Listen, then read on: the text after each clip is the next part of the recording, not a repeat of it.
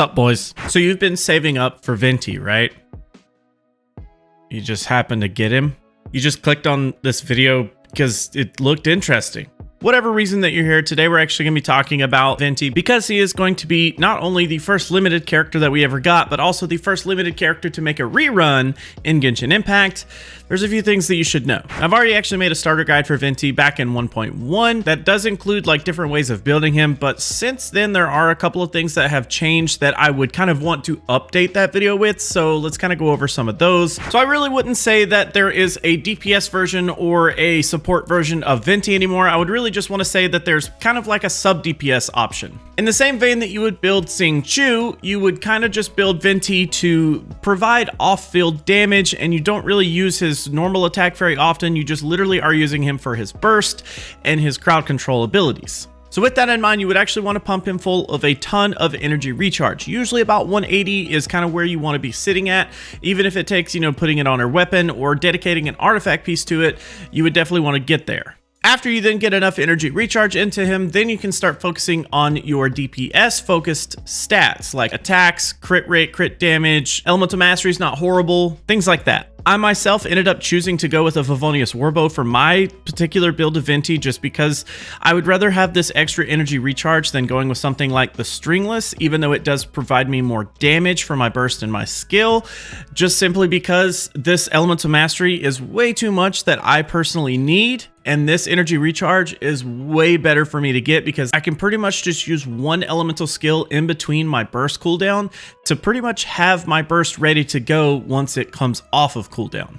Now for your artifacts, typically you would want to shoot for a full 4-piece of the Viridescent Veneer just because it does help provide so much extra swirl damage and the elemental resistance shred when you end up coming in contact with another element that you're going to swirl with. That stuff is super important. If you do have a way to get that outside of Viridescent Veneer, like if you have Zhongli with his new shield in the 1.3 buff, if you have Jean at C4, she could also work with that, or if you just have another Viridescent Veneer user. If you can find resistance shred somewhere else, you could go with 2 pieces of Viridescent and 2 pieces of Noblesse to get more burst damage out of your Venti. But typically we would want to break down our stats with attack on our timepiece, anemo damage on our goblet, and some sort of crit rate or crit damage, depending on whatever keeps you into that 1-to-2 ratio on your circlet. So the reason that we actually go for energy recharge on our stats first is because going into your burst as soon as it comes off cooldown is so much more beneficial than any kind of like attack percents or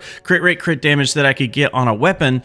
First, once you get that 180 mark, then you can start moving into that territory because you already are going to have pretty much enough energy recharge to then start using your burst off its cooldown anyways. Do be wary about using any kind of elemental mastery on Venti, not because it's innately horrible for him. Just know that the way that his ult and his kit kind of functions, you're not going to get nearly as much benefit out of reactions than you are out of just flat attack. Some elemental mastery is good. If you end up having it in your substats, it's not going to make or break your Venti. But don't dedicate a ton of elemental mastery to him just because it's not going to really work out too well. For instance, if I went with elemental mastery on my timepiece rather than attack, I end up losing roughly like 7 to 8% of DPS just because I chose elemental mastery over attack percents. And that doesn't take into account choosing it over your anemo goblet or even over a crit rate, crit damage circlet. So now that we've kind of updated our build a little bit, I really want to kind of focus on what like he does inside of a team and where he fits best. In my honest opinion, he fits best as a sub DPS, as a burst support kind of character. You want to be using Venti to literally just keep the enemies clustered as much as possible so that you can deal a ton of damage inside of that cluster.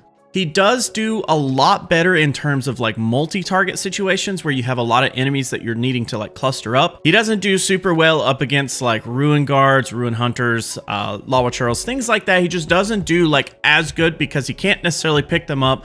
They're not getting hit for a ton. They can just walk right through his ult and stuff like that. So just keep that kind of in mind. If the situation arises, you can kind of play around that though. Since he is going to be the sub DPS or the burst support, we don't necessarily care that he does all the damage off field. I would like to still compare him to Xingqiu just because of the way that you would play both of these are extremely similar.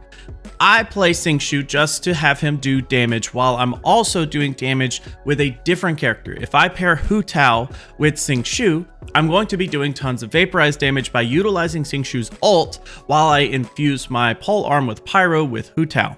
Kind of the same concept with Venti, where I'm going to use his burst to keep everything clustered together. Maybe there's an elemental infusion in there, hopefully there is, and it's going to decrease their elemental resistance, which means then I can just go in with my main DPS and just start, using that elemental attack to do my damage. With that being said, he basically just does his own thing. He doesn't necessarily need to have like a team built around him because he's an animo character. It's not like he has like anything innately bad with him. There's not anything innately good with him. He is literally going to be a neutral character that is just going to help your team more than anything. Now, if you are one of those people that do enjoy using Venti as a main DPS, then you can still by all means do so. Maybe you don't need to focus so much on energy recharge on your Venti and you want to build more attacks so that you can do extra damage, but that means you would need sort of like a battery type character. Sucrose is my favorite animo battery just because with a couple of constellations, she can do 3 of her elemental skill with sacrificial fragments and things like that, so she can generate tons of energy. Jean also works really, really good for that. Animo MC works just fine. Zhao is not like the best as a battery.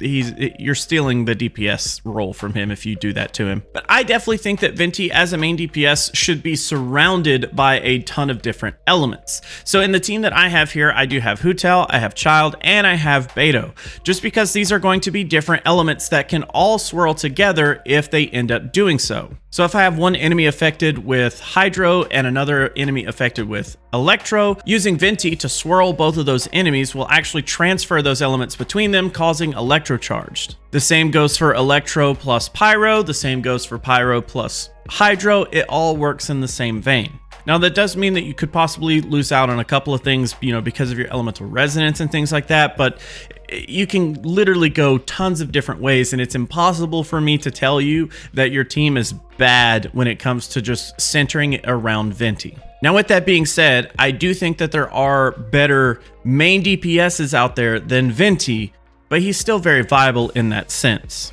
One thing that I would highly encourage you to check out if you do end up having both of these characters, the interaction between Venti and Ganyu is extremely interesting when it comes to both of their bursts. Because Venti is going to pull all of the enemies into one little cluster, Ganyu's burst ends up actually targeting all of those enemies, and because of the way that Ganyu's burst targets each enemy individually, but the icicles are AoE, it will end up hitting all of the enemies at the exact same time. So you can cluster them all up really well, and then just use Ganyu's ult to do a ton of cryo damage on top of them, and you can pair that with, Ganyu's charge shots if you want to. You could pair it with some pyro characters to make some melt happen. It works really, really well. So if you saved for Venti, I truly do hope that you get him. If you don't have Venti and you are unsure if you need to pull him, I can't explain how good he is. It is kind of that feeling where like I need Venti sometimes. I need him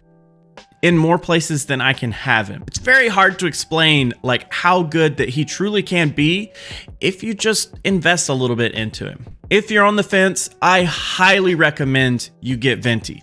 If you don't have Venti and you don't have, I don't want to spoil it, the second character that's coming out in 1.4, get Venti. If you're waiting for some, I don't know, cryo sword character or a cryo polearm character, get Venti. You need him. He's better than both of those characters, okay? Unless something changes between those two. I don't know if they're going to do that or not. Anyways, hopefully you guys got some kind of benefit out of this. Thank you so much for watching. Thank you so much for voting on Venti, because he is one of those characters that is always a joy to run around with for, several days and just get footage for. But anyways, see ya.